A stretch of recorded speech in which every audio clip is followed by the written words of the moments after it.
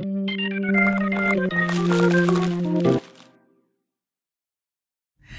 guys, balik lagi sama kita di Kupas Berita. Nah, jadi di video yang lalu nih Sin, kita kan bahas soal pembubaran yang ibadah. Yang ditegur Sin aja. Iya Bang, iya Sin, Bang. Kita kan di episode lalu itu ngomongin soal pembubaran ibadah jemaat GPIB ya yang ada di Gresik kan. Nah, itu kan yang kita tahu kan berakhir damai nih kasusnya. Iya. Nah ternyata pelakunya itu ibunya ya, yang ibunya itu Yayi Susilawati ini dilaporin ke polisi Bang. Ternyata dia ini mungkin penonton lupa kasusnya apa? Ada 3 orang. Ada 3 orang yang apa sih? Jadi mendatangi. Ya kita flashback aja. Dia ada tiga orang keluarga, suami istri sama anak laki-lakinya udah lumayan gede gitu, mendatangi salah satu rumah di perumahan Cermek kalau nggak salah namanya di Gresik. Nah, itu mereka lagi ibadah gitu kan. Pas lagi ibadah tiba-tiba datang. Ibadah ini Rosario ibadah. itu. Bukan. Itu kan Pamulang Bang. Itu yang Tangerang Selatan ya. Nah, ini kejadiannya 8 Mei dan didatangin lah teriak-teriak, berhenti nggak sambil ngomong kata-kata kasar dan ya itu. Iya. Akhirnya berujung damai. Damai. Nah, kalian kalau mau nonton yang episode lalu nih ada di sini nih di bawah nih linknya nih. Ayo tonton. Jangan malas. Lalu ternyata si ibunya ini yang pelakunya ini dia anggota ASN. Dia nih TU di SMA 1 Cermek kalau nggak salah nih. SMA Negeri 1 Cermek, Gresik. TU di sebuah SMA negeri ya. SMA negeri. Nah, jadi itu karena mungkin akhir-akhir ini banyak ya pembubaran ibadah, jadinya kayak menurut aku sih Bang, emang harusnya nggak berakhir damai. Iya, harusnya ditangkap aja. Dan jadinya berakhir apa itu? Dan jadinya ya dilaporin. Jadi ada hukum pidana si ibu ini dengan tuntutan itu minimal, kalau tadi Egra lihat itu 1 tahun 4 bulan. Minimalnya. Oke. Nah, kalau karena dia sudah mengganggu ketertiban umum gitu kan. Oke. Ya bagus dong. Bagus karena dia senang gitu. Iya karena kan nggak yang kadang ada beberapa kasus yang seharusnya pun juga nggak berakhir damai karena dia biar kasih efek jera gitu. Dan kalau misalnya berujung damai ya kayak beberapa kasus ini Bang. Jadi ternyata kasus istilahnya bukan pembubaran ya, kayak diskriminasi terhadap kaum minoritas tuh nggak cuman kali ini aja. Mungkin nggak ngerti kenapa ya, karena entah hukumnya yang lemah atau gimana, dan ternyata menurut data Kabar Sejuk itu ada 5 kasus lain sepanjang Maret sampai Mei 2024 yang telah terjadi. Maret sampai Mei. Berapa bulan tuh ya? 2 ya? 2 bulan. Itu yang ketahuan. Yang nggak ketahuan kita nggak tahu tuh. Iya. Jadi itu di luar yang kasus di Gresik ini. Iya, ada 5 kasus lain. Ada 5 kasus lagi serupa. Coba kasus apa aja? Apa aja contohnya? Ada dia yang pertama itu persekusi salah satu jemaat Kristen yang rumahnya dipakai buat beribadah pada Minggu 17 Maret di Balaraja, Tangerang. Oh iya. Terus juga ada pengerudukan pos pembinaan umat gereja Kemah Injil Indonesia Semboja. Itu di Kalimantan Timur. Itu mencopot paksa pelangnya pada 21 Maret. Ketiga itu ada persekusi beberapa jemaat muda dan anak-anak di rumah doa POUK Tasalonika, Teluk Naga itu di Tangerang. Lagi-lagi Tangerang ya. Pas lagi nyiapin Paskah 30 Maret. Terus ada penggerudukan rumah seorang pendeta di Karang Indah, Pandeglang 19 April. Terus juga ada yang terakhir yang Pamulang itu ya. Yang ke-6 yaitu GPIB. Oke. Kayak maksudnya separah itu sih baru 2 bulan, tapi udah sebanyak 6. Itu kasusnya udah 6 gitu. 6. Dan ingat ini yang ketahui oleh Kabar Sejuk ya. Iya, dan itu juga yang istilahnya ke-up di sosial media nggak sih? Karena kan ada beberapa kasus yang memang udah nggak usah direkam, nggak usah apa. Tapi dia udah berakhir damai. Udah berakhir damai juga gitu loh Bang. Dan gimana nih Bang? Ya jadi ini kan 5 kasus 2 bulan.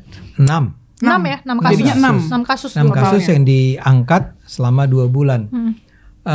Ini tentu saja menurut saya perlu mendapat perhatian yang sangat serius.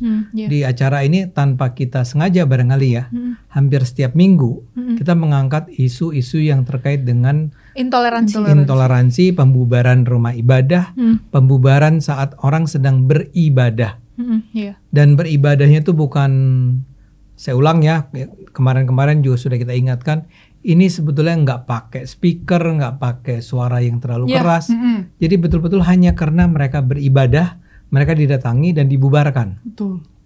Ya, dalam kasus yang tadi ibu-ibu itu, ibu ASN itu bahkan 3 orang, bapak, ibu dan anak mendatangi sebuah semacam rumah yang diisinya ada sekitar 30 orang kalau nggak salah. Dia beda RT. Beda RT pula. Ini menurut saya perlu sekali mendapat perhatian serius kita, ya, karena artinya, dan tadi dikatakan ada yang di Tangerang, ada yang di Gresik, ada yang di Kalimantan. Ini kembali menunjukkan bahwa ini bukan sebuah gejala yang hanya terjadi di sebuah lokasi saja. Gejala ini, dan saya yakin antara orang yang di Kalimantan dengan orang yang di Gresik dengan orang yang di Tangerang itu saya yakin lah nggak ada hubungan. Nggak ada. Tapi ada kesamaan dalam hal kebencian terhadap umat beragama lain, ya. Barangkali sebetulnya mereka bahkan nggak suka bahwa di daerah mereka itu ada orang beragama lain. Tapi yang sekarang digunakan sebagai trigger faktornya adalah ketika mereka menyanyikan lagu rohani atau menyanyikan tadi persiapan Paskah dan macam-macam. Ini buat saya memang, kita berterima kasih ya sama Kabar Sejuk ya, yang bersedia untuk mencari informasi mengenai ini, kemudian mengangkatnya di dalam ini. Kalian baca di mana? Di platform berita Instagram gitu ya. Kita harus berterima kasih pada Kabar Sejuk, karena dengan begitu kita tahu dan kita harus bersama-sama memang menentangnya, mengecamnya, ya, tidak membiarkannya. Karena lagi-lagi 6 ini yang diketahui. Bisa jadi di kesempatan lain ada juga hal serupa terjadi, cuman nggak pernah terangkat aja. Dan biasanya yang 6 kali, yang ini biasanya karena kebetulan ada yang cukup aware, terus cukup aktif, mereka menghidupkan media sosialnya, jadi terekam tuh gambar-gambarnya, ada videonya. Hanya dengan cara itulah orang kemudian menganggap bahwa itu benar-benar terjadi. Sementara itu barangkali aja ada yang terjadi tapi nggak ada orang yang merekamnya, atau ada merekamnya cuman takut untuk menguploadnya. Iya, karena pasti bakal dicari nggak sih siapa nih yang ngerekam, dan kita juga nggak tahu ya guys, Januari Februari itu mungkin sebenarnya ada tapi nggak ke-up aja atau nggak ketahuan gitu, makanya atau mungkin udah yang ke-up tapi ada ancaman tertentu ya, udah ke-up terus hapus take down nggak, sangat mungkin. Karena kalau dilihat polanya ya Bang, mungkin sebenarnya yang sama adalah kenapa sih orang-orang ini ya, trigger factor yang tadi adalah kenapa itu kan rumah lo, kenapa harus dijadiin rumah ibadah? Padahal sebenarnya kalau yang aku amatin kayak, emang adakah larangan secara tertulis sebuah rumah tidak boleh dijadikan rumah ibadah? Nggak ada. Gitu kan nggak ada. Even Muslim aja sholat ya di rumah. Di rumah kan, gitu, ngaji kadang di rumah. Dan bukan cuma misalnya ada yang bilang oh itu ya orang Islam tuh sholat sendiri-sendiri, enggak. Sholat berjamaah juga terjadi di rumah. Di rumah. Pengajian beramai-ramai terjadi juga di rumah. Tarawih terjadinya di rumah, ya. Dan mungkin kita akan bisa perluas Lebaran dan segala macam. Jadi menganggap bahwa beribadah itu seharusnya tidak di rumah dan atau di rumah seharusnya dilakukan di rumah ibadah, it doesn't make sense at all. Tidak masuk akal sama sekali. Iya sih, jadi. Nah, sekarang pertanyaannya adalah, tadi kan Cindy sempat menyebut ya, entah kenapa nih ya. Jadi nggak jelas kenapanya.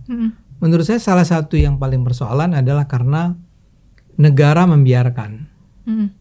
Ya, makanya tadi saya senang bahwa kamu mulai dengan menunjukkan bahwa kita untung ini nggak didamaikan. Iya. Ya, diakhiri dengan udah ya, saya minta maaf, saya kemarin mengganggu Anda gitu ya. Kemudian Anda juga mengatakan ya udah nanti kita akan ubah deh cara kita beribadah, nggak akan lagi di rumah, misalnya begitu. Itu sama sekali tidak menyelesaikan masalah. Betul. Kalau nggak salah kasus ini juga dilaporin sama salah satu organisasi gitu Bang, sampai akhirnya. Jadi ya nggak tahu ya organisasi apa, pokoknya dia ya tetap aja nih nggak bisa dipakai jalan damai gitu, mengecam dan akhirnya dia ya udah gue laporin polisi aja gitu akhirnya. Ya itu bukan karena saya misalnya senang ada orang yang masuk penjara ya. Sebetulnya kan memang sedih juga kita membayangkan orang harus ditahan aja, ditahan di kantor polisi aja itu udah berat ya. Apalagi harus masuk penjara tadi ya, kamu bilang 1,5 tahun. 1,5 tahun. Ya karena kebodohannya, menurut saya itu kan kebodohan. Ya, kepicikannya tapi juga kebodohannya. Gara-gara itu mereka harus masuk penjara. Itu sebetulnya memang sayang. Tapi masalahnya itu tadi, seperti kamu bilang tadi, bayangkan dalam 2 bulan ada 6 kejadian yang mungkin sebetulnya bisa lebih dari sana. Bisa. Nah, gimana caranya agar mencegah itu, agar orang tidak lagi melakukan hal serupa di kemudian hari?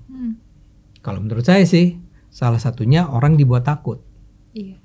Tapi kan gini Bang, kalau misalnya ini mungkin ada beberapa kasus kita flashback itu, misalnya ada pembubaran ibadah di tadi Tangerang, tadi mana ada juga yang sebenarnya dia aparat keamanannya mungkin itu kayak bukan bekerja sama ya, semacam ya udahlah bukan dibiarin gimana sih, kayak paham saya bahwa ya udahlah di ini biar diem nih, dikasih uang malah gitu. Itu yang paling parah. Yang beda ya. Tapi memang enggak, saya ngerti bahwa kita kan seringkali punya kecenderungan untuk nggak usah terlalu dipanjang-panjangkan lah, diperpanjang lah, diselesaikan saya secara cepat.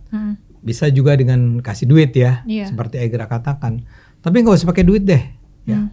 Tapi memang kecenderungannya ke arah kita selesaikan di sini saja, tidak usah diperpanjang.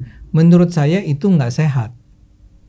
Dan nggak sehatnya karena itu akan membuat orang di tempat lain, kalau dia mau melakukan hal yang serupa, di kepala dia tidak ada memori bahwa ingat loh, kalau kamu melakukan ini dan kemudian kamu dilaporkan ke polisi, kamu mungkin harus masuk penjara selama gak usah 1,5 tahun lah, selama 6 bulan lah. Iya. Itu kan sesuatu yang rasa takut itu akan membuat dia merasa jerai atau jeri, atau ada orang bilang sebenarnya lebih tepat katanya jeri. Jadi dia tidak berani untuk melakukannya karena dia takut dengan konsekuensi yang mungkin akan dihadapinya. Iya benar. Gitu. Jadi orang tuh kalau mau ngebubarin itu kayak mikir-mikir penjara. Penjara. Jangan deh gitu. Penjara dingin. Makan gak enak. Nah, ini kan kebalikan dengan apa yang terjadi tadi itu. Ini ASN loh. Yang ibunya TU tata usaha di sebuah sekolah. Itu kan agak ironis ya. Kalau Anda bekerja di sekolah, itu adalah sebuah lembaga pendidikan kan. Jadi dalam bayangan kita tuh ya dia ngertilah yang namanya etika, kepantasan. Tapi dia justru menjadi seorang pelaku dari aksi yang menteror orang yang sedang melakukan ibadah.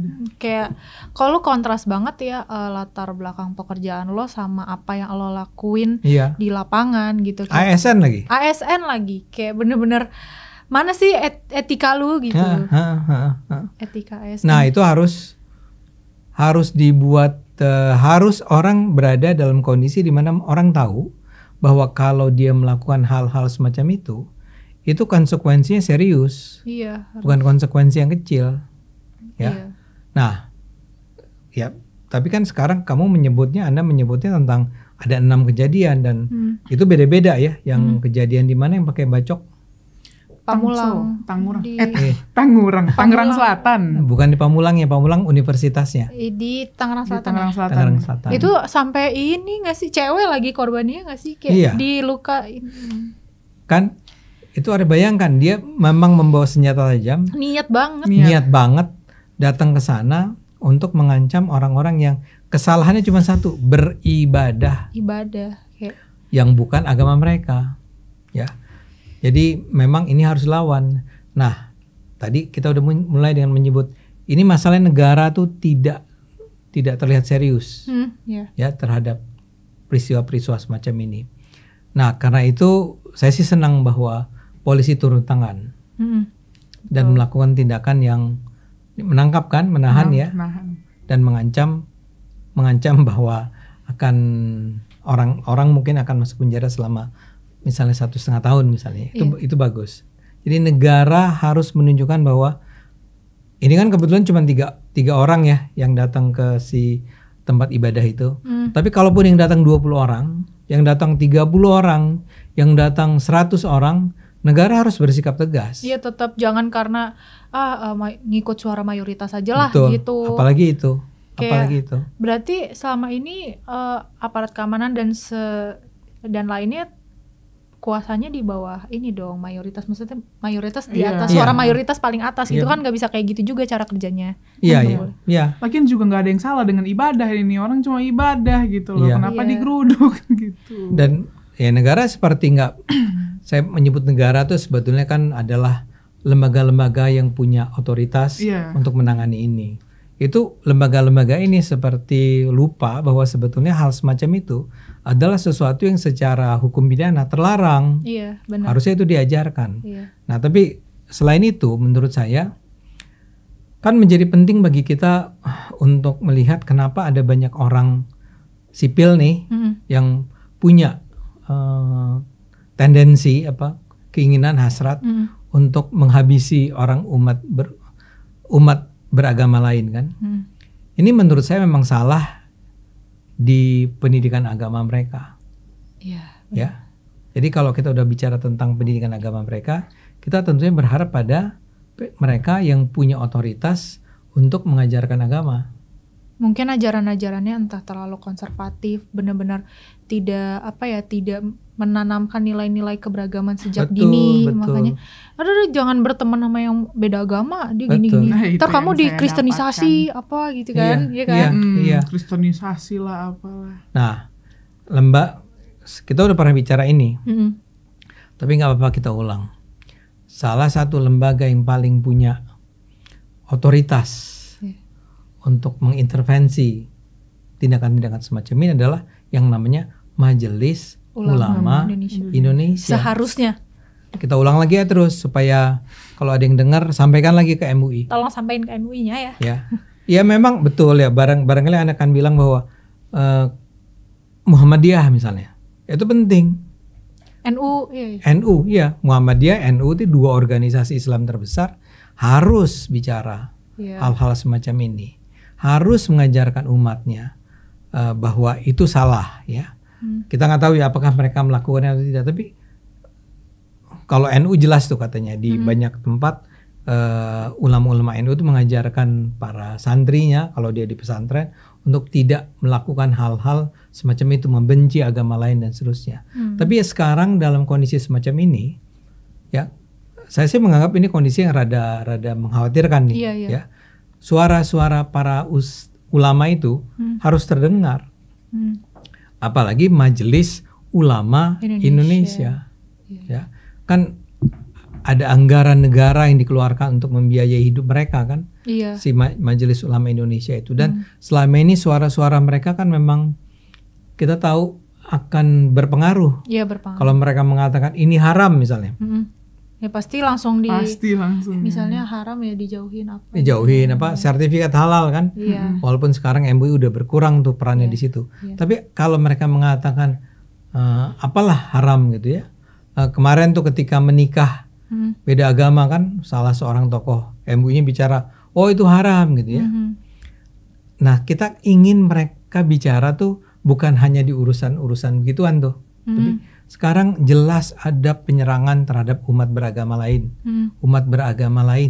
ibadah umat agama lain. Kok tiba-tiba, bukan tiba-tiba sih, kalau tiba-tiba kan mendadak. Kok dalam kasus ini MUI tidak pernah bicara satu kali pun. Keep silent. Kenapa tuh gerak? Kenapa tuh Sin? Kenapa tiba-tiba diam? Karena ya gimana ya? Tahu nggak menurut saya apa? Kenapa? Mereka takut. Majelis Ulama itu takut sama kelompok-kelompok Islam yang selama ini melakukan tindakan-tindakan yang intoleran tersebut. Si para ulama ini takut mereka akan kehilangan dukungan dari para pelaku kekerasan tersebut atau pelaku teror tersebut. Ya, jadi mereka tidak ingin kehilangan popularitas lah. Tidak ingin kehilangan audiens. Tapi tentunya di sini negara berperan penting pastinya. Nah, cuman Bang, ada kabar baiknya yaitu sekarang sudah ada hotline buat para kaum minoritas untuk bisa mengadukan keluhan-keluhan atau semacam misalnya ada penggerebekan atau pembubaran ibadah. Nah, kalian nih teman-teman tolong dicatat nomornya ya. Ini bukan nomor saya, tapi ini nomor nomor hotline. Nomor di sini. Iya, ini nomor hotline Tolong gugus tugas. Nanti ada di sini ya. Nomor gugus tugas kebebasan beragama atau GKTB itu 0813 1842 1070. Itu bisa telepon Ulang. Di 0813 1842 1070 atau kalian juga bisa email di hotline kbb2024@gmail.com. Jadi nanti laporan-laporan itu bakal diurus sama gugus tugas kebebasan beragama atau GKTB. Jadi buat kalian yang mengalami ini Kak ada penggerebekan di ini atau ada pembubaran di mana, kalian bisa lapor aja ke situ. Nanti ya mudah-mudahan bisa secepat mungkin diurus sama tim GKTB ini. Itu tapi bukan negara ya? Kayaknya bukan ya. Iya bukan. Jadi ini ada beberapa mungkin semacam ormas atau masyarakat sipil yang memang berinisiatif untuk kasihan deh udah ada 6 kasus 2 bulan, yuk kita bikin tim gugus tugasnya nih gitu. Nah, tapi juga kesini juga Anda penonton kalau ada teman-teman yang mau mengabarkan atau sekedar meminta agar dibahas dong dibahas, gitu ya. Ya itu boleh banget. Boleh banget tulis di DM komen, aja. Boleh DM IG. Di kolom komentar ya teman-teman. DM saya juga boleh, saya lihat itu DM-nya walaupun hate comment ya. DM saya juga jangan hate comment dong. Jangan.